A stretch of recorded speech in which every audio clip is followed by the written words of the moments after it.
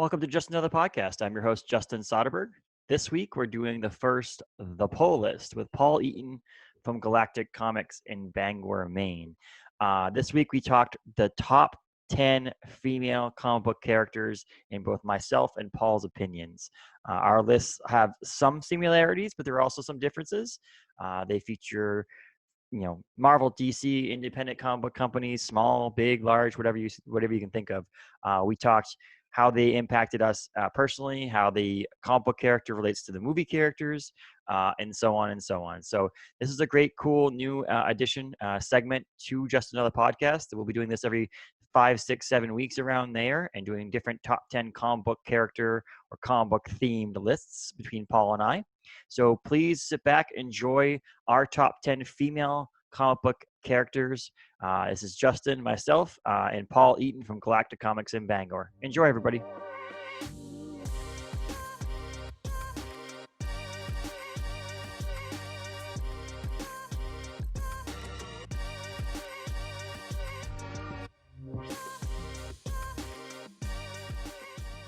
How's it going, Paul? Good. How's it going, Justin? I'm doing wonderful. Long time no see, right? I was in your shop last night. Yeah, I know. It's been ages. I mean, seriously, we had to pick up. Hold on. I think I have it here somewhere. I had to pick this up. Yeah. Right? The Last Ronin. Did you read it yet?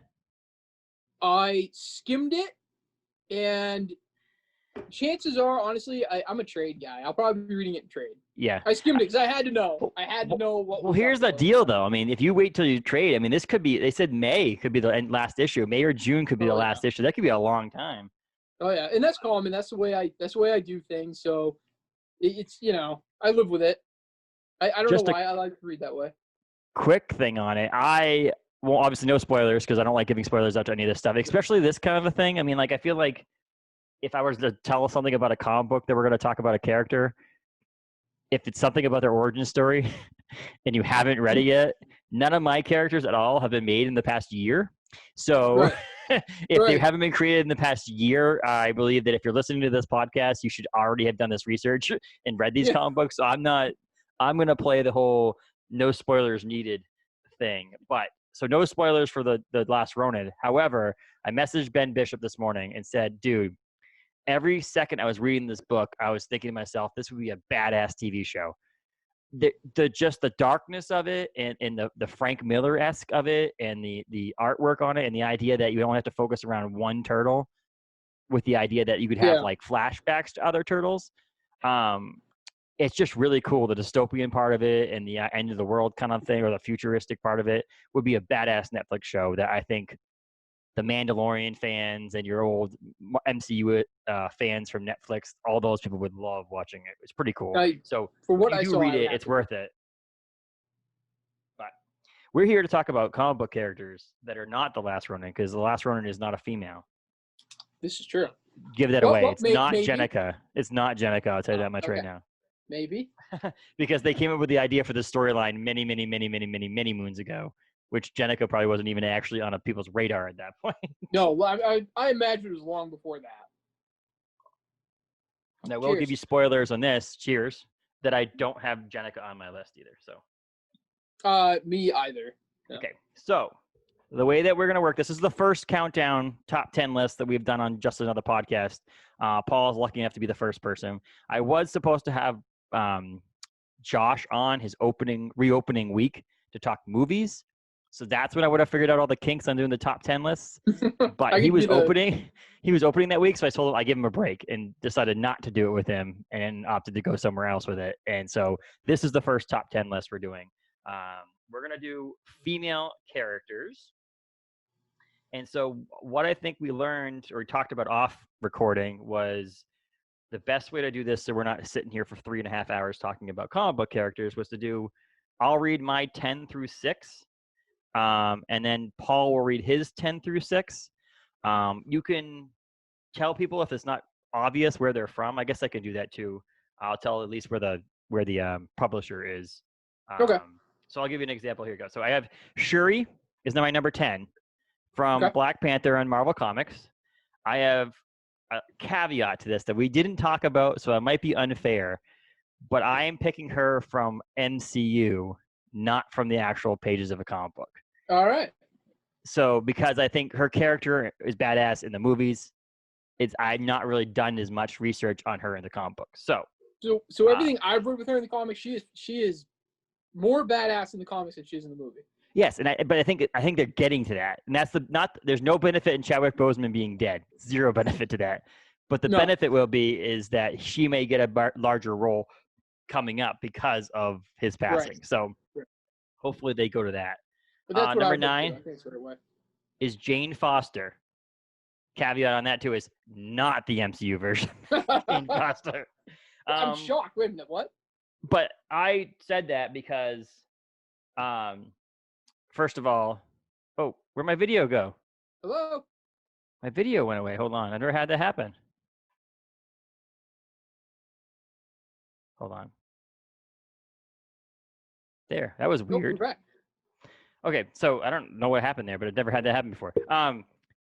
Jane Foster as Thor. So this is what if Jane Foster is Thor. So this is a controversial one. If this is not her first appearance as Thor or not. Right. And I also love Jane Foster as Valkyrie. This is her first appearance of Valkyrie. All right. And I obviously love Jane Foster as Jane Foster, the original Jane Foster from Journey into Mystery 84. But so Jane Foster.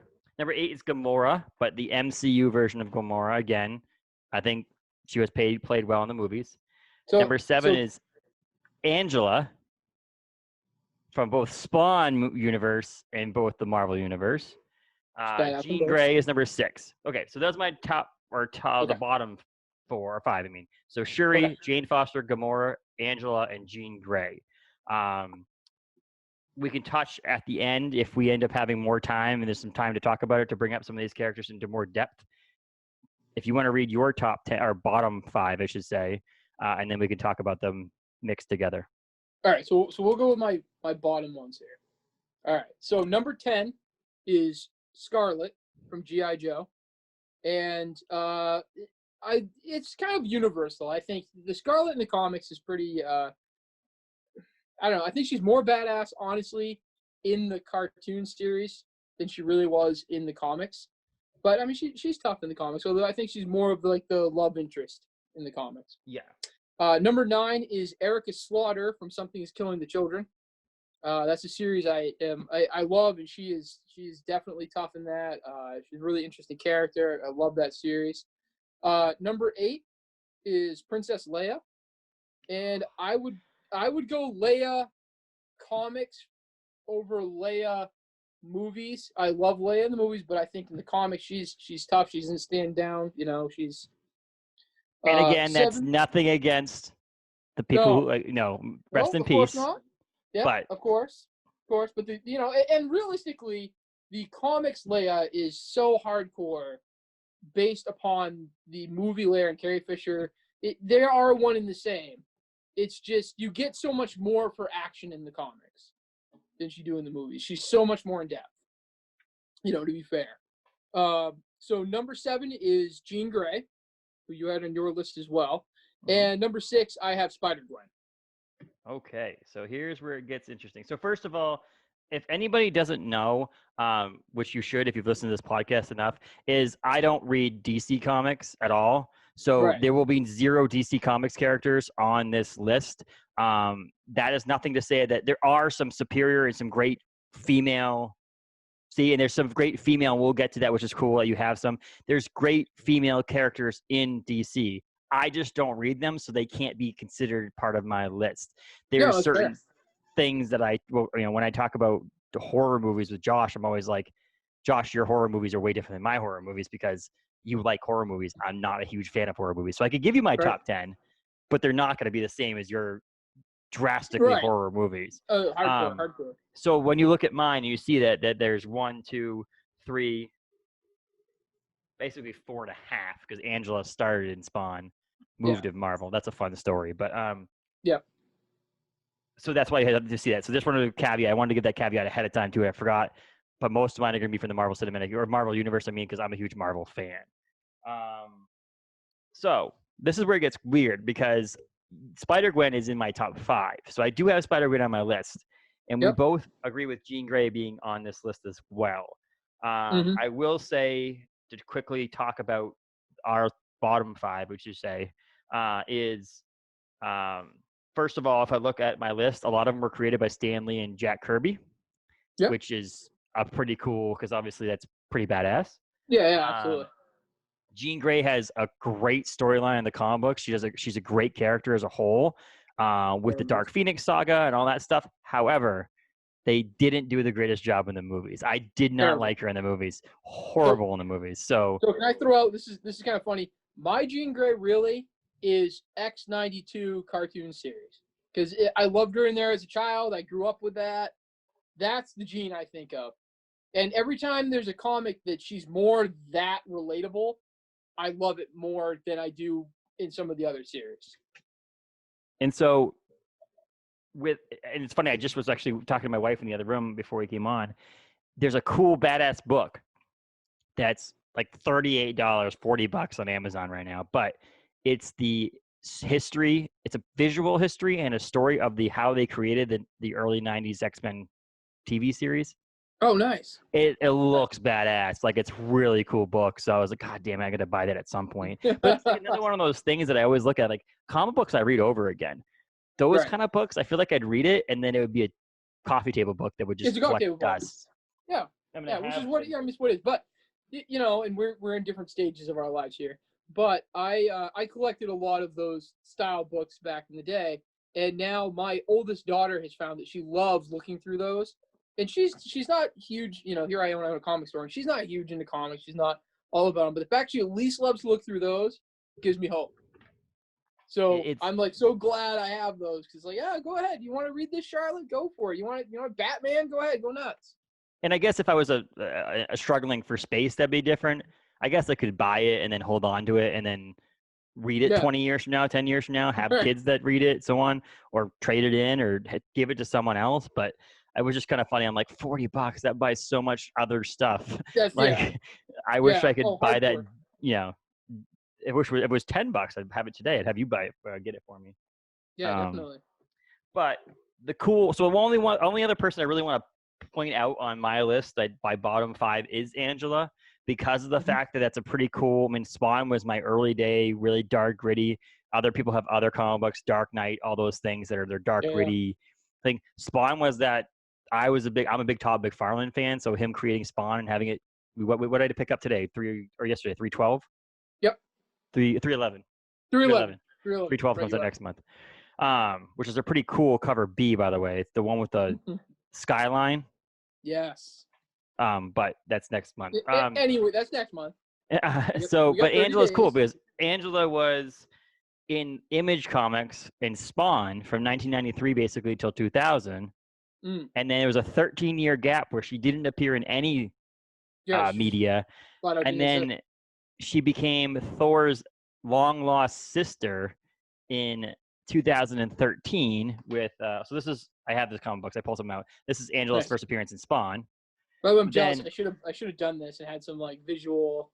And then I have this, which is the black bag variant, or the bag. It's in the bag still, so I never took it out of it. But this is her first appearance, Age of Ultron number 10, when she became to Marvel. But that was because Neil Gaiman. Gaiman, is that his name? Neil Gaiman. Neil Gaiman. Yeah, Neil Gaiman. I always forget his name. That's because he thought there was a whole battle between him and Todd McFarlane over the rights and so on and so forth. The court eventually decided that he owned the rights to Angela and a few other characters, and then he took Angela and sold it to Marvel. And then now Marvel owns Angela as a character. So it's a really weird thing because it's totally different universes that she actually created and was, So given I have birth. And then now she's over in a different comic book series, which is really cool. That's what I think is pretty cool about her because I love Marvel and I love Spawn. Those are like every week, every month, I buy Marvel comic books and I buy Spawn comic books from your shop. And the fact that they were at one point in both realms is pretty cool.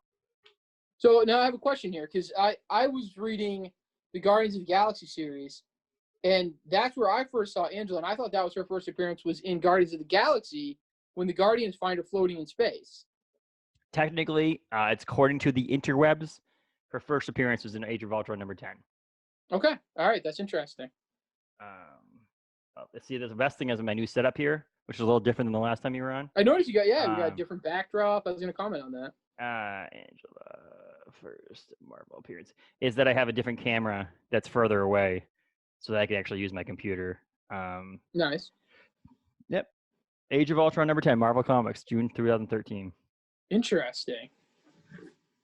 Multiple places, but I wonder if she first appears there as like the entry. I don't. And then the Guardians find her floating through space. As you can see, she's still in Yeah, the black yeah. poly No, bag. no. So I have never read this comic book, which is really stupid because I own Marvel Unlimited on my iPad too. So tonight, which I'm probably gonna do after we do, is Yeah, I'll probably get on there and read it because. But yes, you're right because you're a big comic book fan, obviously. No, I'm not really. I don't really do much with them. So some of the stupid appearances are like, oh my god, look at that! They're in the background on the last page of the comic book, and you're like, that's not a first appearance. Cameo appearance, first appearance. Yeah, you get a lot of gray area in where someone's first appearance comes to. I honestly think I sold it, but I had the first appearance of Rocket Raccoon. Okay, yep. But it's not. If you go back and you talk to diehard Rocket Raccoon fans, it's not Incredible Hulk. It's in the Marvel previews. That came out. Okay. You know what I mean? So like, man, that's a hard sell. Yes. I mean, previews are previews. Like and that's true. And there's some other ones that people are talking about recently too, with like Venom's son was in the previews, and there's all a couple other. I think there was a couple other recent ones where it was like technically no, it was in the previews, but I'm like, and that's why a lot of times now I keep the previews. I have a box that I just throw like previews in and put. I have an extra bag board. I throw them in there and put them in the box because I'm like, you never know when someone's like yes. Because I guarantee you, no one decided to keep these previews. And I think the most collectible things out there are going to be the things that no one thought to collect, just like the original comic books. People are throwing away. Off topic, did you see the? And you were talking about Spawn earlier. The what was it? Off the Street Price Guide that came out that had Spawn and Spider-Man on the same cover, and it led to all of this crazy. People were trying to order this book left and right because it was like the first Spawn and Spider-Man cover ever or something. And, it could lead to a Spawn Marvel crossover. I'm like, what the hell? Like, guys, you got to get a life. Like, stop interneting. Stop. First of all, you're smoking way too many drugs if you think that Marvel and Image are ever going to do something together with those two characters. Like, that would be Tell you what, if they do that, I want 10 copies. Can you order me 10 copies? Hold on. Let me put you down for that right now. So that's fun. So that's a cool top characters. I like it because you've got a G.I. Joe character in there. You've got someone's killing the children. Who publishes that? Yeah. That's Boom Comics. Okay. So that's badass. So like you have some more smaller comic books things, which is pretty cool. A lot of things is pretty cool. So I will tell people I read Star Wars comic books nowadays, and also I've read them for years.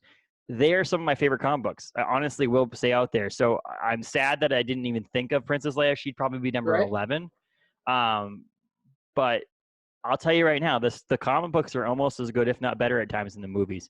I agree. I have fallen in love with the Star Wars comics, and I literally have only been reading them now for maybe a year, somewhere in there. I just never was. I wasn't big. I'm still not. I like Star Wars. I'm not diehard into it. It was almost like I need something fresh to read, and I kept seeing so many positive reviews for it that I said, well, let's try that.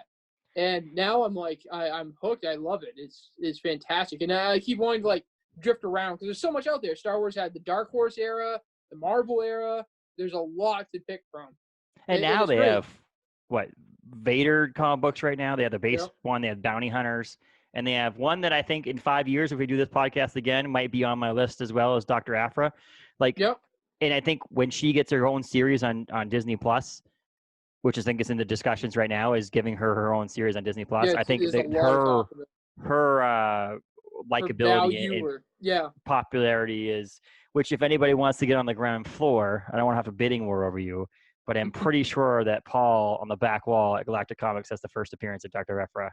You know, there may just be one sitting out there. Yeah, I almost bought it on last night. I literally, when you're like, someone needs to buy something off the wall, I'm like, shut up. Like right now, shut up. So we'll have to have a discussion. If it's still there, I might be interested in the first appearance of Dr. Aphra. As of recording right now, it's still on the wall, but I can't make any promises. So we'll do one by one now for the next 5. I have I'll go first. So Scarlet Witch / Wanda Maximoff is number 5 for me. Okay. So Okay. again, I honestly think for most of these 5, a lot of them could probably be swapped, interchanged. Like, it's hard when you get down to trying to pick what your favorite person is. When we do Mm-hmm. the villains episode, I'm pretty sure I know where my number 1 villain goes. But like other than that, there's again, and that's kind of why I did 10 through 5 or 10 through 6 all at once. Because again, how hard is it to decide to say, oh no, they're 7, nope, they're 6, no, they're 8. Like, let's be honest. So, by the way, So, yes, I am pouring beer. no, you're good. So Scarlet Witch, Wanda Maximoff. So I'll give a little history. I mean, she's old, but like historically from Marvel, she's one of the first female characters that came out in Marvel. Yep. She was back in X-Men number 4. Again, Stan Lee, Jack Kirby creation. And I think she's one of the ones that just transcended and went from awesome in the comic book to awesome in the movies. I think there's one of those things, one of those small number of characters that I really want to see the future of her character in the movies. But also, because I think she has progress. Like, she's not the best person in MCU, but she has that strong, powerful, independent woman. Like, it's hard for us to say. We're 2 males here to see. But, like, when I look at her, I'm looking at her and going, she's like a strong, independent woman that basically says, don't hold me back. When Iron Man tries to keep her at Avengers facility and not let her go out, like, let her do her own thing. She's also caused a lot of problems in the Marvel universe with like House of M and all that stuff. But she's a cool character in my aspect. I think she has that. I think it's also cool because you look at her costume from the comic books, it looks like she has a cheesy Halloween costume on. The original costume is just terrible. And then you see her in the movie and she's got a little bit of something showing. Right. Like, it's like, okay, you definitely sexualized her 100%. Very much so. But I think number 5 for me is Wanda Maximoff / Scarlet Witch. All right, fair. And I'll be interested to see where she goes in the MCU. I think they could have put more of her on screen to make her more interesting. But that's cool. All right, so my number 5, and she's down the list from. Honestly, I had the hardest time getting my list organized. Mm-hmm. I got out 10, bang, and then it was like, well, where do they fall? And I made the list a lot on how do they affect me, where do I like them, where do I read them, all of this, right? So my number 5 is Wonder Woman.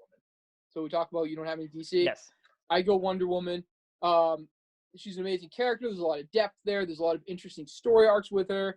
I absolutely love her in Blackest Night. I have a complaint with Wonder Woman that I own several different major story arcs, Wonder Woman itself story arcs, and I'm always disappointed with them. I always buy them, I'm always disappointed with them, but if Wonder Woman is in a story arc, I can't get enough of her. I'm like, this is awesome. Like, she's tough, she's badass, she is, I mean, she'll stand up to anybody and anything, and she always fights for, what she's believing in. But when you go to some of the Wonder Woman books, I don't know, there's just I'm not feeling them. Rebirth was probably one of the better ones that I've read lately, but a lot of them are I'm always a little disappointed with. So I almost think maybe that's why she dropped to 5. And that's funny because it's almost like someone's like, here's the reins and draw and create cool Wonder Woman stories. And people are like, oh, I don't know what to do. But then someone's like, well, they're a B character in your story. They're like, fuck, yeah, I can make a badass Wonder Woman. Like, yeah, right, yeah. Like, I always it's funny how you say Wonder that. Woman in something. So here she is. And you're like, man, that's amazing. But you're right. When they have the reins, it's like, what am I supposed to do? I was really excited when New 52 started. And I immediately grabbed Wonder Woman New 52. And to me, it's a lot of random gods that are in multiple shapes and forms. It's just, I don't know. It doesn't come through to me well. It's like, so Thor. I love Thor when he's fighting humans and regular villains. I don't really love all the crazy outer space, deep god style stuff. And I feel like Wonder Woman had the same problem with it. Because Wonder Woman is almost a female Thor to the DC universe, right? She's godlike. She's above your regular level. She's ancient, she's from a different race. There's all these things that go into Wonder Woman. I will give her credit because the MCU Thor 1, if you're going to compare those, Thor 1 and Wonder Woman 1. I'm not a huge DC fan, but Wonder Woman 1 versus Thor 1 is like... Yeah. Of course, you're so far off in time, too, because Wonder Woman has been around for so much longer, right? Mm-hmm. I mean, you're talking like in the World Wars, Wonder Woman was there. But also, if you want to compare origins that make any friggin' sense, Thor, fine, he's Asgardian. We're done, right? There's no more. Wonder Woman is like, well, was she made out of clay? Well, did her mom have an affair? Where does any of this fall? Like, the origin story is just a disaster because it's so old.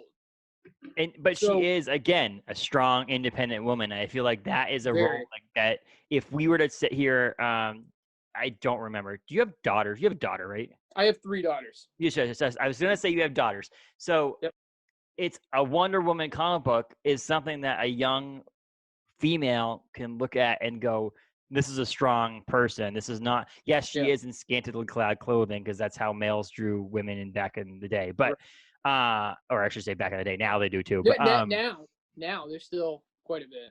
But there's a strong woman personality there that is really good. And the movie, like I said, the movie was great. And she was good as the difference between your comic book side and your movie side is that she was great in the Justice League and she was great in the movie. So it's like her own movie, but it's really cool to see that aspect of it too. I dare to say her standalone movie may be my favorite DC movie that's come out in recent time.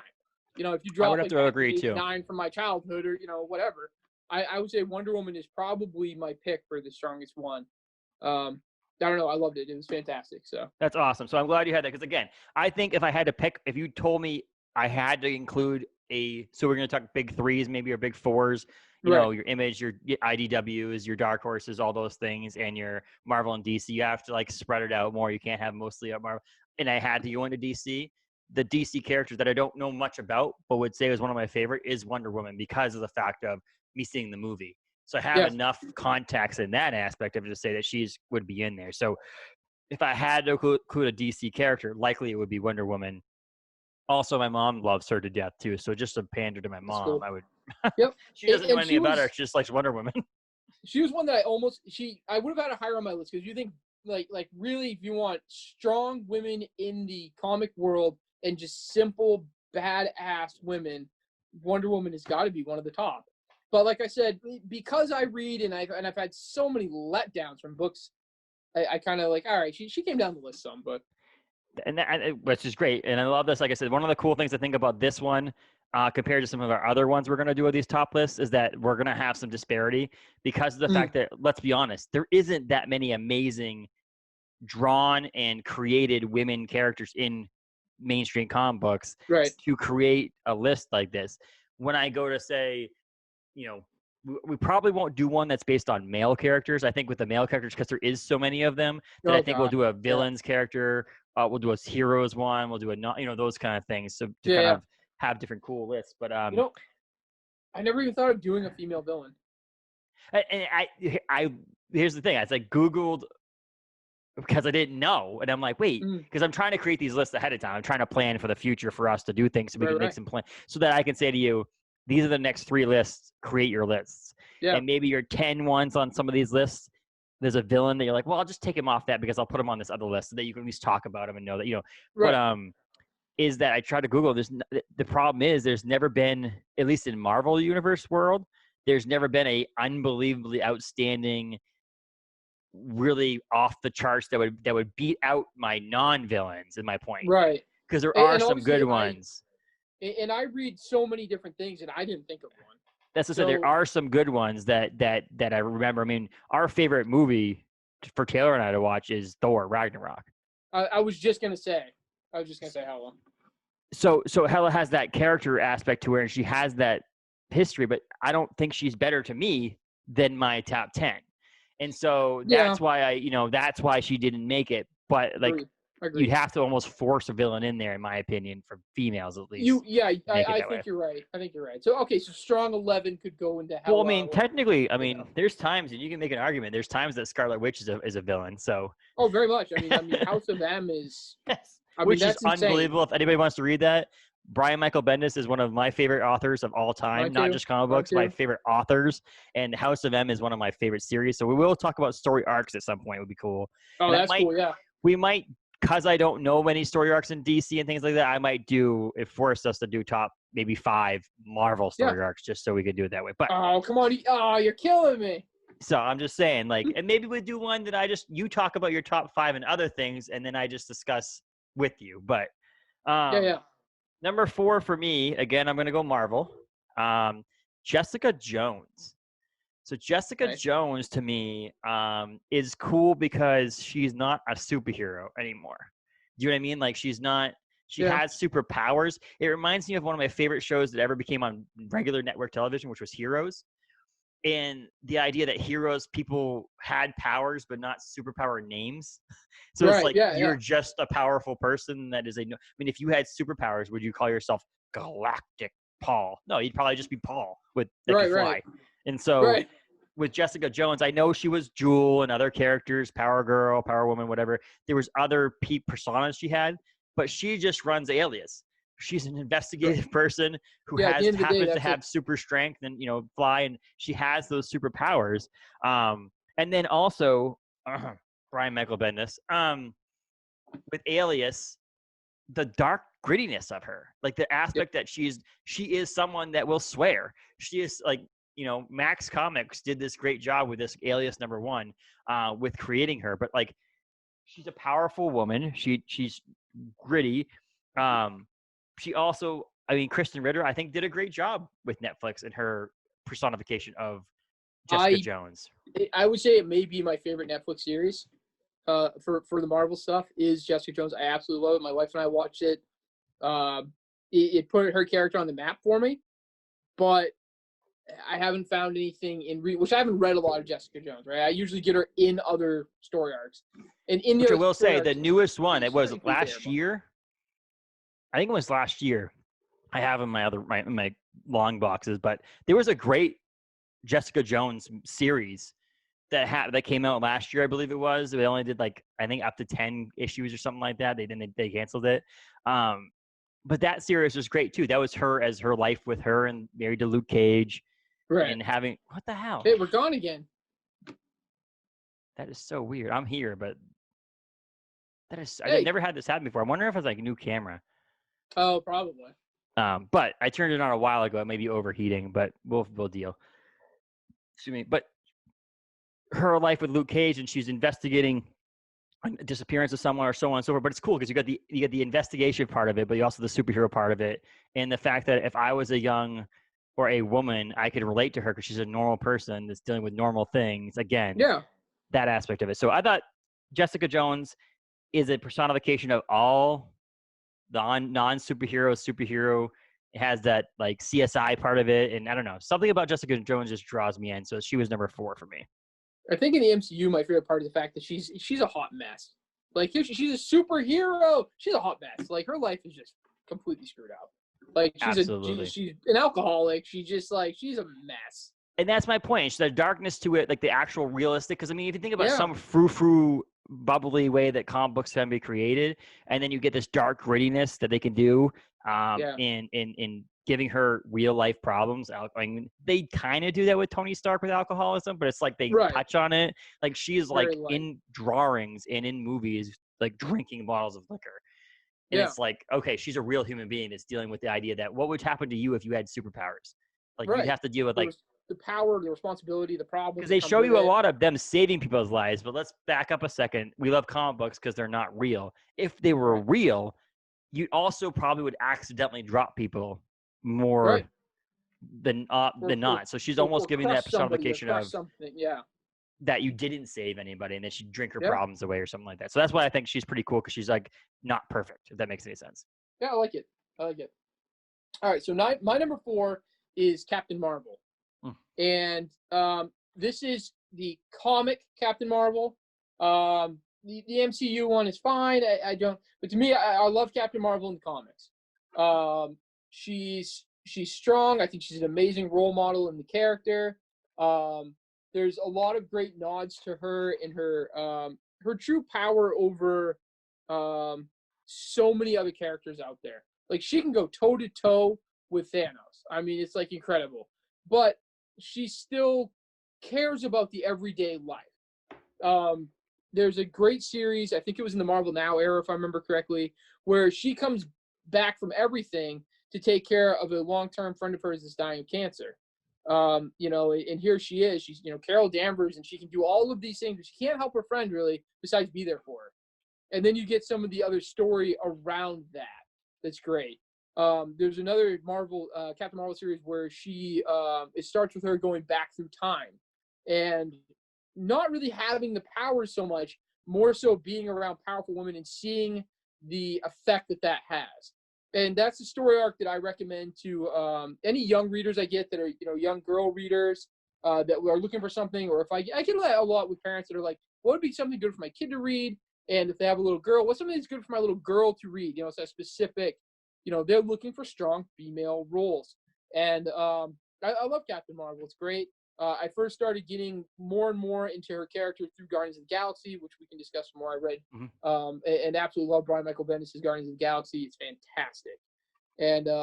And she was great in that. So number 4 I will for me, say Captain Marvel. one of the things, I mean, we talked about that there's the comic book characters obviously not the same as the MCU or the movie characters. The movie character for me has kind of turned me off in a little bit. It was one of my honestly least favorite Marvel movies. However, I think it did a lot of people. And I let my wife influence me a little bit on this too. So she doesn't like it a lot either, so it helps me not like it. But my biggest thing is she's too powerful, and that's why I didn't include her on this list. My biggest thing is Superman problem. Exactly. And so when I told you about Jessica Jones being a real person and dealing with life shit, I feel like with Captain Marvel, it's like she never has to deal with that. And it's the same thing. One of the only faults I find in the MCU movies where it was like she could single-handedly defeat Thanos, and she comes out of nowhere and saves the world. So it's like that's the reason why I would not conclude her on my top 10 list. Not that she's a bad. I just think that I'm turned off because they gave her all of the bags of tricks. And and so that I understand what you said about strong female role. Great for young readers. That all makes sense. So if we did 15, she'd be in that. And that, you know, it's just the idea that she is all powerful. It's part of the problem I did with Thor. Thor's probably not one of my favorite characters for male characters because, again, he feels too powerful. Like, you know, the Hulk gets beat at times. Even an immortal Hulk gets beat at times. I don't remember times where Captain Marvel's like, "Oh crap!" Like, but usually she's whooping somebody, and there isn't a whole lot of problems around it. There isn't a lot of question on whether she's gonna make it through the battle or not. You know. So I can excellent number that, 4. Definitely. Excellent number 4, though. I don't have an argument on that. I'm not going to tell you to not put her in your top 10. But again, she's too powerful. Which is bad for me to say bad things about Marvel people, but so. Number 3 is not Wolverine, because obviously he's a male. Wait, any connection Wolverine? To what this comic book is? Oh my God! Do you remember? And I remember that issue, and I'm trying to remember the key to it. That's not the first X-23. Yes, right? It is. Okay, that's the first X-23. X-23. So it's not. That's technically not. And that's one of the arguments in there because the test tube says X-23 on it and so on.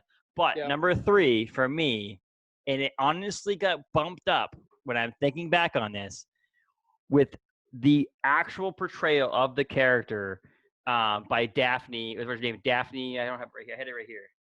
I deleted it. Oh no, Daphne Keane. In the movie Logan.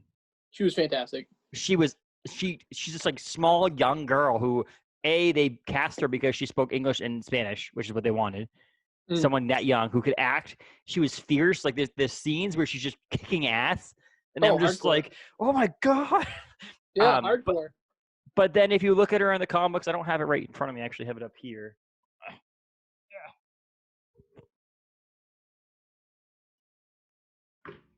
So you got your X-23 thing. I don't like the idea of just making comic book characters into females. I think we should create characters that are based around me. If you look at the list we have right here, how many of these lists of people were created the female version of something else? Right. Yeah. Right. I mean, you're talking a lot of these characters were females to begin with, and they created great characters. So I'm not a big fan of making a female character out of a male character, but I also like the idea that the creation of X-23 to me was pretty sweet, and having her have some different, the spike in the foot on the movie and stuff Yep. like that. Like those kind of things are pretty cool. I will say that I probably like her more because of Daphne Keene's acting in that movie. And that movie is probably one of my favorite non-MCU Marvel movies is Logan. And so that's part of how it pushed it up so far. I bet she would be number 7 on my list if it wasn't for how awesome that movie was and with her in it. But also the idea that this, like, again, NYX or Nyx, or how you want to say it, like that grittiness of those comic books. I don't know, something about the darkness of it that helps, pass it through and make it more something. She was actually created, and I didn't know this until, because I've been looking for NYX 3, which is her first appearance. First appearance, yeah. Technically, her first appearance is not in a comic book. Can you think anywhere else where her first appearance would be? We'll put this back. It's not in a comic book. It's animated. It's animated. TV show. Not X-Men 92 and X-Men early 90s. Yeah. X-Men Evolution. Okay, see, now that's where I was leaning towards, was X-Men Evolution, which I have not really watched. Me but I either. know that series was a large, encompassing series. So, and so, like, to me, it was like, I didn't remember her from that, but I was laughing because I'm like, now it makes me want to go back and watch. Like, after like doing some little research, like being going, oh, now I want to go watch. I think it's on Disney Plus. Disney Plus. I think it is on Disney Plus. We'll have to watch that. I'm writing myself a note. But I think it's a good call. And I almost had Laura on my list. I love the character. Laura Kenny. Yeah. I've read the all new X-Men, and she's great in that. There's a lot of, like, it's funny, the little inside jokes of the idea of a girl Wolverine, like, because she has the same personality as Logan. I mean, she's a clone, but she's also the daughter, officially, like, she had a horrible upbringing, but then she considers Logan her father and was raised by Logan. So you can imagine the terror of a girl version of Logan. It also makes me laugh because of how, like I said, we're in a comic world led by men mainly, so they do sexualize a lot of female characters and so on. And if you look at that, the way that statue is created, and so sexualized, I'm like, you know what hairy Wolverine is, and then a probable clone of a female clone of Wolverine would probably have a mustache. No, like, let's be honest here. Like, you're doing some DNA sequencing and all that stuff to make it so there's a perfect character. Like, a clone of Wolverine and a female character would be a hairy individual. It would be a very, very hairy individual. Yeah, it would be the bearded woman. So let's be honest here. But like, that last sequence of genes are like, wait a minute, drop that. Yep. Let's not. We got. Accidentally, she's bald and has no hair at all. No eyebrows. It's actually a wig that she's wearing. But so that's my number 3. All right. So number 3, very strong. I like it. So my number 3 is Storm. Leader of the X-Men. In numerous different times and in battle and this and that, you have Storm as the leader of the X-Men. I loved growing up as a child, her claustrophobia. I don't know why that drew me to her. Probably because I'm claustrophobic. But the fact that it was one of the first times I saw a superhero that had a weakness that was a real life weakness for people. I read some different books. I actually read she's in a novel. I read an X-Men series of novels, and it talks about her enjoyment of flight and how it's like a part of her, like, life. It needs to happen. She has to go fly, and it was amazing in the books to read that. The experience of her going out there, and it's like breathing to her. It has to be part of her daily routine. And I just love Storm. To think it's an awesome power. The ability to control weather is so strong. So to me, I had Storm up on number 3 because it really, the leading the X-Men to me, moved her up my list. I was like, okay, she's got to be up high. And it takes it back to the early 90s X-Men cartoon too, as well, because she was in that. She's part of that character, and she's probably part of that too. And they did do a little bit of they did okay casting in the movies with her. Halle Berry was. Halle Berry was. It was. And I understand at the time, it was honestly, like, they probably could have done better finding an unknown that was looked more like Storm, had more of like the Storm accent and all of the things that she is than Halle Berry. But at the time, Halle Berry was a big draw, it was a big name to bring in. And they did a good job with Halle. It was, her powers looked good. She looked the role well enough. But no, it'd be interesting to see that done now in a fresh take. It would have been done differently because I think the Marvel Studios helm now are looking for more not the unknown people, but the people that are semi-known. And so it Right. probably would be someone that is not like maybe it's been in a quality TV show or maybe a Right. secondary character here and there, but not trying to find the supermodel star Right. actress in Hollywood. The name factor. Have to have the name factor because I think, and I get it. Sony probably was hesitant, a little nervous on how well they were going to be able to do these things. So let's have big names because if anything else fails, at least we have big names. Correct. So, I mean, but if you look back on comic books, if you go comic book side, excellent choice because she's up there in that aspect. And it's again, this has been like 2 months in the making for this episode. So we've talked a while ago about this, and I've created lists before. I have lists that I've done blogs for before and all that stuff. And things have always changed because one of the best thing about comic books is that they continue to make comic books. So at some point they can't get old. There is Old Man Logan and Old Man Quill and all that stuff, but like they have to recreate these comic books over and over and over again. So there is editing of the stories that might go, oh, this is a badass version of this character, and that makes you love that character more. So if I were to sit down and watch all of the '90s X-Men cartoon, she probably would have been in my top 10 list. But it's like I don't read enough of her and understand. I don't have enough of her to really be like, okay, yeah, she's up there. So. Great choice. No complaints there again. And honestly, sometimes I'll think back on when you say the characters, I'm like, God damn it, why didn't I pick that person? Right. But that's why you're who you are, and that's why I am who I am. I don't know how old you are, Justin. I think I'm 34. 34. Okay, so I've got a few years on you. So I'm 38. But a lot of, I go to my childhood. What did this effect have on me in my life thinking of characters? So, of course, 92 X-Men. Yep. I'm like, all right, Storm has got to be on my list. And like I said, I've read a lot of different X-Men things over the years, and Storm is always a dominant force in them. And it makes sense. It does make sense, and that's what I'm saying. Like, I feel like these lists will grow and grow and grow and grow and grow. I don't have personal connections to anything from the GI Joes. Someone killing the children. Don't have any personal connections to that, so obviously they would never make my list. But I do agree with the Princess Leia. Obviously, we both have Jean Grey. I do have, and obviously we haven't gotten to Spider-Gwen yet, so obviously it's one of the top two. I'm guessing she's probably up on the. Well, you've been trying to sell me that statue at Galactic Comics for the past couple of weeks. So number two is not Spider-Gwen. So then you can guess who number one is. Shocking. Number two is not in the Marvel universe. It is not in the DC universe. It's not. It's in the Image universe. Oh. It is Michonne. Walking Dead. I should have known. So again, we talked a couple months ago about doing this and said at first I said superheroes, and I said no, I have to clarify that again because there is comic books out there, which is great, which I want people to know about that. That are not superheroes. There are great comic books out there. Comic books that I haven't got far enough into, like Undiscovered Country. There's only been 9 issues that I'm only allowed to read 8 because I didn't get my 9th last night. It's here.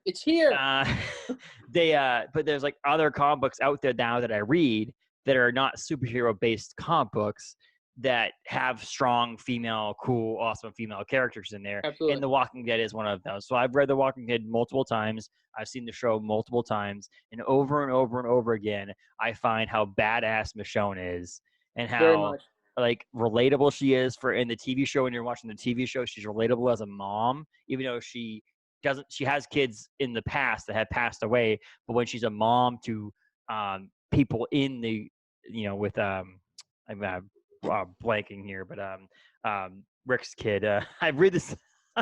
Carl. God. Carl. She becomes a mom to him in the TV show. Spoilers: the show's been on for many, many years, so you need to watch it. You are killing this for me. But also, like when she shows up in the comic book, she shows up with a hood on, and she's got these chains going back, and she's walking 2 walkers behind her or zombies behind her with no bottom jaw, and holding a katana. Right? And it's like, oh my God, you couldn't have created a cooler character. And then you find out who she is, and she's got the dreadlocks, and she's just badass. And she creates this, and they were awesomely casted her for their TV show and created again. They introduced her with a hood and the chains and the zombies behind her, Mm. walkers on the TV show. And then it gets even better because then she gets, cast to play Okoye on Black Panther. So Denai Guerrera plays both Walking Dead's Michonne in I buy Walking Dead from you now, the deluxe ones. I never actually got a chance to buy the original ones from you. But my love for Walking Dead. We've had discussions in your shop. Very much. The fact that she's in now, again, the connection between Angela being in both Spawn and in Marvel Universe, and then the actress who plays Michonne gets to play Okoye in Black Panther. Who does a killer job in both. Yes. And so, that's to me the strong, powerful woman. I think that she's Robert Kirkman created an unbelievable character. Robert Kirkman is one of my favorite comic book authors of all time. And so his writing and his storyline for her in the comic books is great. But then he continues on to make a great co-help write with some people on AMC, her awesome storyline in the TV show. And it's still going. So obviously we know it's ending. Obviously at some point we'll know what's going on with Michonne and all that stuff in the future and all that stuff. But she's a great character in my opinion. I think the thing that people will always overlook is the fact that she's not a superhero. The fact that she isn't, and that's why the Princess Leia for you isn't technically a superhero. Is that aspect of it. And so I think that Michonne, number 2, it's pretty high, but I think that she has a lot going for her. It's high, but that's awesome. That's awesome. Yeah, so I actually just looking. So my bottom 3, none of which are superheroes, with Leia, Erica Slaughter, and Scarlet. So yes, I'm like, all right, I'm looking through that. That's cool. That's cool. No, that's very nice. So my number 2 is Batgirl. I absolutely love the character. New 52 Batgirl, the series I'd recommend to anybody. It's a fantastic comic series. It's great. And that is the character coming back after being paralyzed for years. And she puts the suit back on because it's a need for her. It's a necessity to go out there and try to prevent the evils and the crime in Gotham. And I don't know, Barbara Gordon is great. So, she's, for anybody who doesn't know, this may be a spoiler, she gets shot in Killing Joke and is paralyzed. And she becomes Oracle. She has this responsibility to all of this, to what it is and what she is, to keep going and keep fighting crime in any way that she can. So she's wheelchair bound and she's in the tower and she's out there patching information across numerous people going through Gotham and all over the world of where is the crime, how are we going to stop it? If this person's in trouble, they need help. So if, I don't know, you go for strong female characters and resilient characters, Batgirl to me was just amazing. I mean, she's just awesome. It's cool how you said that again, because I love how you have someone that high up on your list that I know nothing about, really, zero about. Like Wonder Woman, I have some information about Wonder Woman. Everyone knows Wonder Woman, right? You have to. But Batgirl, that's a great person to be up there. That's what's cool about talking to someone who doesn't have, if I were to talk to someone who only likes Marvel basically I do as well, it would be very different lists. Having Batgirl up that high is pretty badass. Yeah, thank you. Yeah, I absolutely love the character, and I think Batgirl is a definite pickup for anyone that wants to try to dive into the DC universe, anyone who wants to get into the Bat universe, because it's broad. But if you're not looking for your everyday Batman, because that's the other great thing with Batgirl, she's not Batman at the end of the day, right? Bruce is Bruce. He's Batman. He's reached a point in current writing there that he might as well be freaking Superman. He's non-powered Superman. He's unstoppable, right? Batman cures all. So Batgirl is not him. She has some of that technology been given to her. She's been trained some, this and that. But at the end of the day, she is not Batman. And she still tries to step toe-to-toe with the crime and the villains that he deals with. And in the same city that is just, Gotham is pretty much hell. It's just the worst of the worst. So to me, Batgirl is amazing to go out there every night with no need to. She doesn't have to don that suit and go out. Like Bruce has this, I must do it for my parents thing. She just does, right? She goes out. And I don't know. I go Batgirl's number 2 for me. So here's my question about anybody named Girl. When she grows up, does she become Batwoman, or is that? So there's already a Batwoman? I know, but did she become Batwoman? No, different people. There's already Batwoman, so she's forever gonna have to be Batgirl, and just live with that. She's in her 50s out there, and she's still Batgirl. She's trying to stay young at heart, right? I mean, Yeah, well, good for her, right? so I want you to guess who my number one female character is. I mean, honestly, knowing you as well as I do, I was going to say Wonder Woman until you said there was no DC characters on your list. It's Robin. Oh, yeah, wait, well, that's not that a female makes character. sense. Yeah, that makes no, because there's Girl Robin. There's Girl Robin. It is Spider-Gwen, or also known currently as Ghost Spider. So the funny thing about Spider-Gwen is, first of all, I'll give a little synopsis because I have some notes here. Her first appearance was in the Edge of Spider-Verse #2. She has also was played really, really, really, really, really, really well by Haley Steinfeld in the Into the Spider-Verse movie, which is one of the greatest movies. I would say one of the greatest movies I've ever watched. However, I will clarify that and say one of the greatest animated movies of all time, because there is a bunch of great movies out there. But so the funny thing, the funny thing is that Gwen Stacy was never supposed to come back. That's the coolest thing about it, was that Gwen Stacy in Spider-Man number 121 died in 1973. Yes, I know, it's on the shelf, and can I do a payment plan? So the idea that she was not supposed to come back. She was a character that was killed from 1973 until Edge of Spider-Verse #2, and I forgot to write the year down. It was not that long ago. I don't own Edge of Spider-Verse #2 either, so if anybody out there, I had the third printing. I had fourth printing, yeah. And I sold it because I was like, it's nice someone's going to pay for it right now, and I'll get the first printing at some point. Well, I'm looking this up right now. We're doing this because I'm trying to think. What is it? 14. It's that okay? It's that new? Yeah. So from 1973 until 2014, Gwen Stacy was dead. Yeah. And so, like, the idea that reasonably speaking, she's still dead. No. Right? Yes. Right? She's in another universe, but the character wasn't in a comic book. Right. For what, 41 years? I think there was random clones and yeah, but yeah. For the overall aspect of it, she wasn't a mainstream person that you'd read in a comic book every day. Oh my God. When they created, so she was also known as Spider-Woman. She's known now she's known as Ghost Spider. But the primary version, so I'm going to read this little synopsis. So the primary version of Gwen Stacy was killed in the Amazing Spider-Man number 121, 1973. There was concern over restoring Gwen Stacy to life, even in alternate universe form. But what's his name? Jason Latour was convinced to bring her back, and eventually conceded to bring her back. And now, if you think about female Marvel characters, one of the most impactful and most popular Marvel characters that's out there is Spider-Gwen. And she was supposed to be a one-off Edge of Spider-Man, bring her back. This is kind of cool. And then she's done. And she's in a different universe. She goes back to her own universe, and it's over and moved on. And then she comes out, and I wish I had it right in front of me, but then she comes out. Well, I think I have it right here. Oh, that's not the one.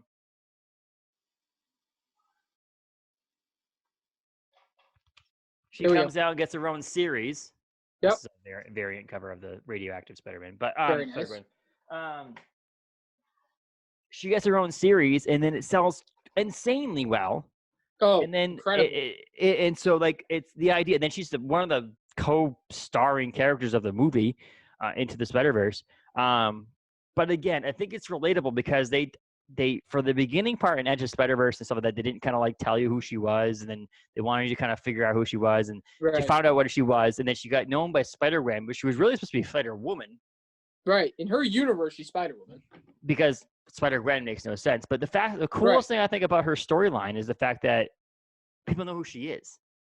Right. And they know who she is, and she has to deal with her everyday problems. So you know she's a superhero. She gets arrested at one point for being a vigilante and superhero. And that now, if you read the Ghost Spider series, which is one of my favorite current series, that I'm glad they didn't end up just putting on digital. The talk was to do that. That was a big rumor too. That one was going to. Well, she's like, I want to live my normal life, but I can't because I'm a superhero. So then she goes to an alternate dimension to go to college, so that she can escape what we're doing. And all I can think of in my mind is like male, female, whatever, non-binary, whatever you want to say. the ability to just go to another universe and escape your universe and the problems that you're dealing with in your universe and be as a different person in another universe is something that a lot of people out there want. And Oh, I'm so for sure. them Yeah. to do that, and Yeah. so the idea that she could escape her universe and go to a place that no one knows who she is and go to college, even though in her universe she's a very popular superhero who plays in Right. a band with Mary Jane Yep. called the Mary Janes, and she's the drummer, which again, another relation is I used to be a drummer. So Nice. all those aspects make me really excited to know that Spider-Gwen's there. I will tell you right now, I can't gush too much because my wife can hear me in the other room. I think she's my other girlfriend. So don't, it's, there's, So I wanted to get us, I talked about a picture of a Spider-Gwen tattoo for my shoulder. She goes, that's kind of big, right? I'm like, but Spider-Gwen's my number one because I think she's, again, I don't like the female versions of male characters, but I think they created her well enough and good enough that, and She's I very much her love the own. Spider-Verse, the idea that there's multiple universes to make it so that's like, this is pretty cool. No, this is not Spider-Gwen, a female version of Spider-Man, like Spider-Woman in the Spider-Man universe. This Right. is, if you go to her universe, she's the Spider-Man or Yeah, there is no Spider-Woman. Spider-Man. And There her is no friend, Spider-Man. Peter Parker, is a friend of hers. Yep. Like it's not like it's or she's Who dead. died? He's dead. Yes. He's dead. He's the Gwen Stacy Spoiler. of her universe, right? Spoiler alert! Even though this comic book came out 6 years ago, Yeah, I was gonna say it was a while ago. is that they swap roles, and it's like I like that aspect of it with X-23 and with the female with Jane Foster being Thor at one point. It's like it's just a female version of another character. They didn't go to another universe. They just took Thor's still there, and they But so Spider-Gwen will always be. I think I could probably rotate 2 through 10. She would be my number one for the longest time because again. Nice. There's been awesome character or comic books written with Brian Michael Bendis with Miles Morales, with Spider-Gwen involved because they've got relationships and stuff like that she's been awesome in. The entire Spider-Gwen original series is great. The Ghost Spider series that's coming out right now is amazing. I wait for those comic books, and it's like I those are the ones I read first when I get them, and forever are going to be number one. My wife just texted me because she can hear me in the room. She said no other girlfriends. At least my other girlfriend is fake. She's not real. You weren't even like, what if we meet someday? Yeah, that's not gonna happen. There's nothing. She's fake. Yeah, she's fake. So two things. First of all, I love Spider-Gwen because my 6-year-old Emma runs around the house dressed as Spider-Gwen. She has a Spider-Gwen costume. She loves Spider-Gwen. She watches Into the Spider-Verse. I don't know, weekly probably at least. So I absolutely love that. And also I'm a bit of a bastard because right now they're doing a big load up for Christmas sale type deal through the comic distributors, and there's a lot of statues and a lot of figures, and I was like, why don't they say Spider-Gwen on here? Because I was looking for you. You do that to me, man. I'm gonna be poor. But there weren't any, so we're safe. We're done. What's fun? I'm gonna have to just make it so that you become friends on Facebook with my wife, so that she can buy me stuff. Oh, see, yeah, there we go. So there you go. Well, she's been in the shop before, She knows. You had that one statue still, right? Yeah. There's the one statue that's sitting up there. I moved it around too, and I noticed you instantly. Where'd it go? Oh, there it is. Well, I made the joke to someone the other day that you move it to the right spots, so I noticed it. Like one of these days, I'm gonna walk up and no one else is gonna be in the shop, and you're gonna go get my pull box, and you're gonna come back, and it's gonna be sitting in the middle of the thing like I'm gonna buy it. Like you just put it there. I'm like, well, I might as well get it. But now that you have the first Afra, and what was the other one that I wanted? You have on the wall? The Death of Gwen Stacy. Death of Gwen Stacy. Yep. Those two that are on your wall now. There's no way I'm buying the Spider-Gwen figurine before I'm buying. Before you get any of those two, the hot key books you gotta have. Yes. All right. So my number one. So I absolutely love Guardians of the Galaxy reading it. I saw the movie originally, and I went into it with no real Guardians of the Galaxy knowledge, no big expectations for it. Saw it, went and started buying Guardians of the Galaxy like crazy, and absolutely fell in love with the Brian Michael Bendis run. So to me, my number one character, and she is the supposed to be the deadliest woman in the universe, is Gamora. I love it. I love it. I love Gamora. I love comic Gamora. And it's funny, you said Gamora, and I was like, and I'm like, you know what? She's my number one. I'm gonna wait on it. We'll get there. So I'm always disappointed a bit with the MCU Gamora. She's not the second movie. I think they did her better than the first, but she is not the consummate badass that she is in the books. In the books, she takes on an entire race. There is a horrible race of the Badoon that go out and enslave any planet they can find that is lesser than them. Oh, they don't have weapons and technology that will stop us. We're going to make slaves of them. We're going to kidnap them. We're going to sell their children off. And Gamora being taken by Thanos as a child and her race being killed. This is such a big, like, thing to her that she hunts the Badoon down. When the Guardians aren't together, Drax is like, I'm going to go kill Thanos because that's his thing. Star-Lord's off doing whatever. Rocket's probably drunk someplace with Groot. And Gamora's killing the Badoon like there's no tomorrow. And she single-handedly whoops this race of lizard, alien, evilness, like, goes out and just kicks their ass. So I love Gamora. In the Black Vortex, there is a chance you step up to this mirror and say, I give myself to the Black Vortex. And you're supposed to be able to become the best version of yourself. And not always that version is necessarily the best. Your best version may really be evil. Yeah. And she does it, and she becomes, like, intergalactic with power. I mean, she is. There is no stepping up to Gamora at that stage. And I just love the character. So to me, Gamora was my number one female character. If you want a badass girl character, it's Gamora. And she's green. Like, that's the other thing about it. Like, if you think about all the other characters we've talked about, like, if you think about your like I said, how they sexualize people, you have, like, races and colors that we see on Earth, right? You have your black women, your white women. All of our characters that I have on my list are black or white. Right. There's not a green person on my list. And my only green is Gamora. And that's my only green as well. So that's the idea that she's not the picture stereotypical comic book character you think of. And now, so to be fair, early Gamora is very sexualized. She is wearing practically nothing. She's pretty much useless. She's kind of a background girl that's following around Adam Warlock. Yes. When Brian Michael Bendis, to me, took Gamora in Escalator, she wears a battle armor suit. It's like a space suit, but it's armored. She's armed to the teeth. She is not this, like, cute, pretty girl. She has a quick, you could say, like a one-night stand with Tony Stark, and was like, nah, you're not that good. And Tony's like, whoa, wait a minute, because I'm Tony Stark. Yeah, well, in space, you're nothing, buddy. Gamora's like, he was like, I just got used. Now you know what it feels like, buddy. Yeah, right. How many women has he used on Earth? And guess what? Gamora, nope. Yeah, you're not that great. Off you go now. I did have her at 8, so, like, I'll go over right now. So you had 8 was your number 1.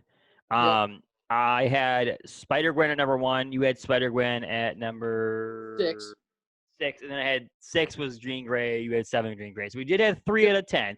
30% is pretty good.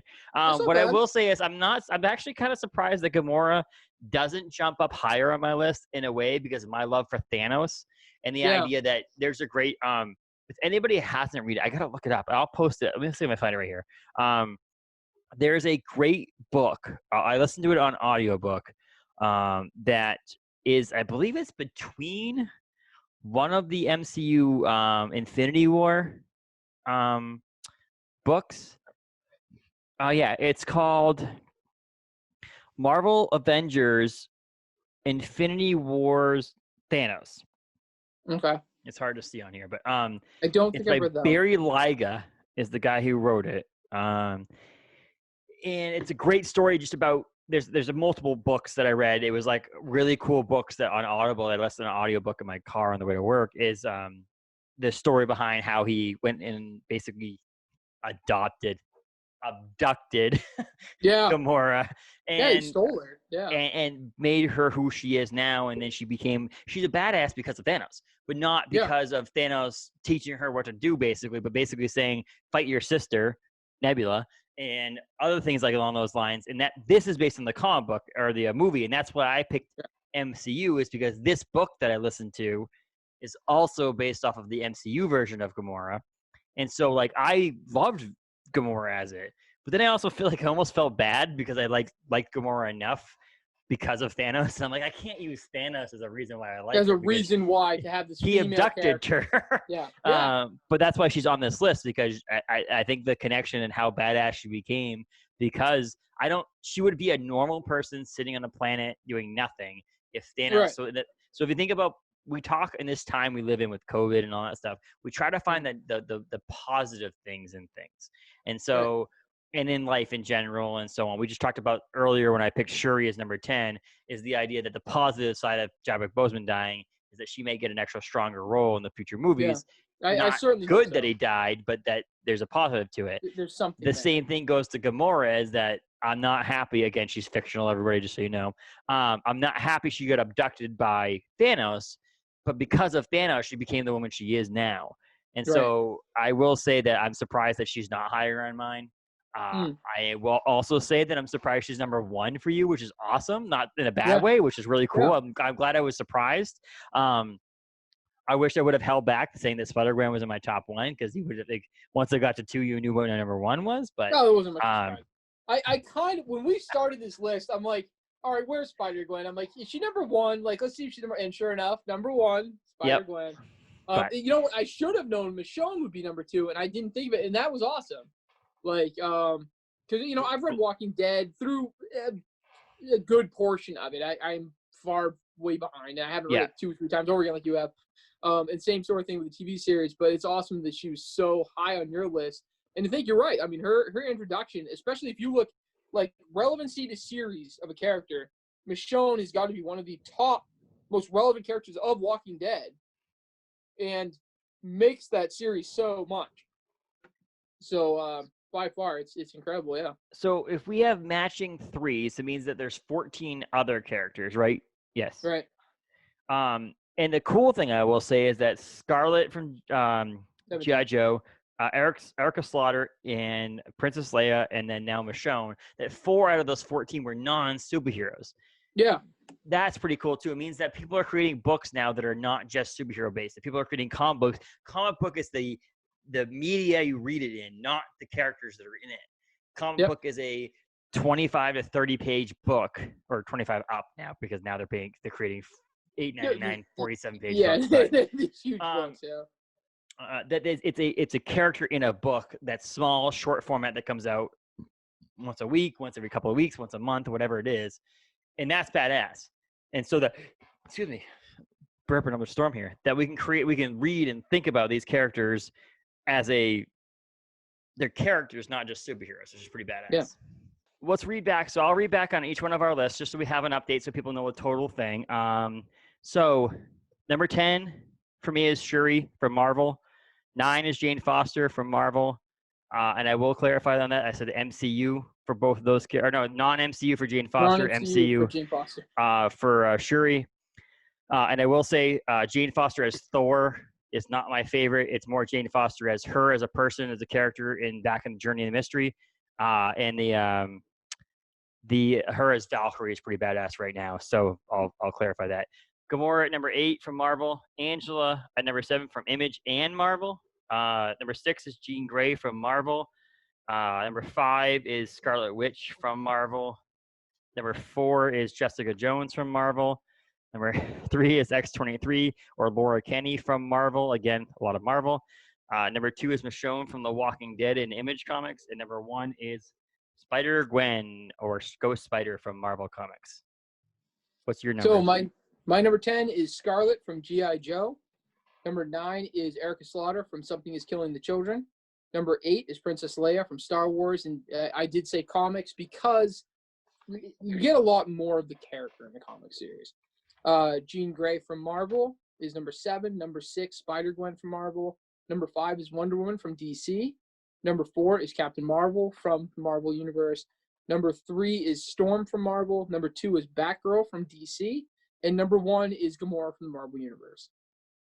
Love it. So those are our recap of those here, right now.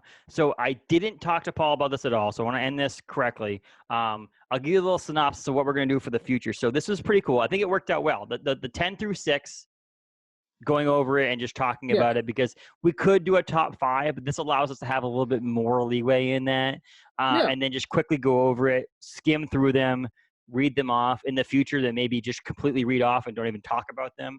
But if there's a certain one in there, it's like, well, I wanted this in my top 5, but kind of didn't fit, and so on. We'll talk. And it ended up pretty well on the time for this too. So that worked out really well. And then we'll go through 5 through 1 and actually discuss the actual 5 through 1. So I'm really hoping at some point there's a lot of overlap. So there's like this talk. And I also hope at some point there's no overlap. That would be a fun one to see figuring that out. Right. Other side of the poll list that I want to do is eventually talk with Paul and have you ever seen Pardon the Interruption on ESPN? I have not, no. Okay, so it was basically they talked about subjects and they argued back and forth. I thought about in the middle of this podcast the idea that I would come up with subjects and then we'd both take a stance on it ahead of time. And then even if you're not 100% against it, but you're somewhat against it, you'd take the against, I'd take the for, and the opposite, so on and so forth. Cool. We do some research and we'd argue our point based on each one. And that'd be cool to do like a 5-subject thing, like Marvel versus DC, or Gee, I wonder what side of that I'm gonna get on. But that idea, so maybe we even avoid that just so that's not one of them. But we could also do not a full episode that's based on you give your points on why you think DC's an okay series, a place to be. Right. I'll give my reasons why I always love Marvel and discuss that. But I think it'd be fun. But what I will say is I want to do villains at some point, top 10 list. I want to do artists, writers. We're going to talk, I want to do non-villain male characters, so just male superheroes, I would say, but like it could be any character, but like non-villains. I think we could do covers, like comic book actual covers. There's a little bit more research on that, and that may be one of those ones where we might have to share that one ahead of time so that I can do some graphics in it, but maybe something we don't show, like so I can look at them on my computer, but that I will splice it in later on to actually have on the screen. But we think it's one of those things we should do is covers. And then that means we could also do artists, our favorite artists that are in comic books. But there's a bunch of different. Scotty Young. I can't do it. Can't get it in there. We can do that. I think that'd be cool. I think there's an infinite, really, number of ways we could do things that are coming out. I'd also love. I mean, if there is. I mean, I know Last Ronin, you're sold out right now. But there is that also aspect. If we do this once every 6 weeks or so, that I'd love for Paul to be able to just point out a comic book that's worth checking out right now that he has in his shop. Maybe bring on Death of Gwen Stacy and show it and be like, this is in the shop, and maybe we can get some characters, some people, like some comic books that maybe you have in your graded comic books box or whatever. You pull it out and be like, this is really worth it, and just promote something. The idea is that this series that comes out once every 5, 6, 7 weeks is the idea that Paul and I can just geek out about comic books. We're going to base it around a list. We did top 10 female characters in comic books right now. But the idea is that we're going to want to talk about comic books. And so if there's something that makes sense, if 6 weeks from now we want to do this again and it makes sense to do a specific genre or character or whatever it may be, maybe it's superpowers. Like that would be a cool one too. That could be anything. It could be a bunch of different things. So it's for us to go every 6 weeks and just geek out about comic books. I mean, it's pretty fun. This is a cool list. It was cool to see that we had about 14 different people that were not the same. Or 17 different people, I should say, that's not the same. That this is pretty cool. So what I will say is that a lot of these comic books may not be number ones available at Galactic Comic Books, but there is something for every single one of these comic books available at your shop. And check it out. What's your address? 547 Hammond Street in Bangor. And you're open Wednesday through Saturday right now, right? Wednesday through Saturday, yep. At 5 to 9 in the evenings, 10 to 6 on Saturday. And so new comic books come out. If anybody's looking to get into comic books and this is something that they get into, or maybe you have a daughter that's looking to get into comic books and this female character one is the reason why you listen to this, there are a bunch of ones that are age appropriate. So like we mentioned, Jessica Jones is probably not age appropriate. There's some other ones. Someone's Killing the Children is probably not age appropriate. Not even a little. No, but there are some of these that we said. Spider-Gwen is age appropriate. Spider-Gwen would be a great character for you to get into. Yep. There's a bunch of other characters out there. Gamora, in a sense, there are some child. Do you carry children's comic books? So I'm working on growing a young adult reader section. We do have some in store, and I'm working on growing that to be a larger, more encompassing. If you wanted to say, give me a quick female character starting series, Ms. Marvel is great. It's who's not on either of our lists. Whoa, I'm actually surprised about that because currently she's kicking ass in the comic book series. She's huge. She's huge. Yeah. Yeah, joining the she's in Champions, right? She was in Champions and is huge off, and it's a fun read. I read it and I would recommend it to anybody who has a little girl that says, "Hey, I want to get into comic books." It's a great series to pick up off of. So, and also here's the deal: boys can read girl comic books. Men can read girl comic books, and the opposite. Little girls can read men comic books, and so on. So. There is something for everybody, and it's something that I will always say that I got into comic books because I couldn't read. I had very much the same thing. Yeah, couldn't read well, and so when I was able to read these little speech bubbles on the top of the pages, and I am a 34-year-old human that every single night the only way that I get to sleep well, traditionally well, is by reading a comic book before I go to bed. And so I read it every night because it gets me off into another. I'm a thinker. So when I go to bed, I'm like, why am I going to bed? I could do this. I could do this. I could do this. What am I going to do tomorrow? And so if I read Spider-Gwen or Ghost Spider now, and I read the comic book or Star Wars, I get in their world. And then it makes me think about their world when I go to bed and not the world that I live in. And so it makes me fall asleep. I sleep better because of it. And so everybody should be into comic books. I think it's a very easy thing to do. And you can get, if you don't want to buy individual comic books, Galactic has a great number of trade paperbacks, which combines comic books into one for a pretty good price. You buy it, you read the whole thing. So there is options for everybody out there. And so I like doing female characters because I thought it made us think outside the box. There is a lot of male characters, a lot of villains. I think female characters made us think a little more. Absolutely. And so in the future, we'll do some cool different ones. If anybody has any recommendations, if you hear any recommendations at your shop, write them down. We'll figure it out. Absolutely. We'll do them at some point. And if it gets pretty popular, we'll do this more. It all depends on how many comic books people can buy at Galactic Comic Books so that this could be Paul's only job. That's the goal, right? So I really appreciate you coming on and talking comic books. Again, I'll post a little image on this screen right now that has all our top 10 lists on it. And if you have any questions, swing into Galactic Comic Books in Bangor and check in with Paul. Paul will be able to answer your questions for you. He knows a lot about comic books. Or you can message him on Facebook at Galactic Comics Facebook page. And, so on. I can also answer questions too, but really ask Paul.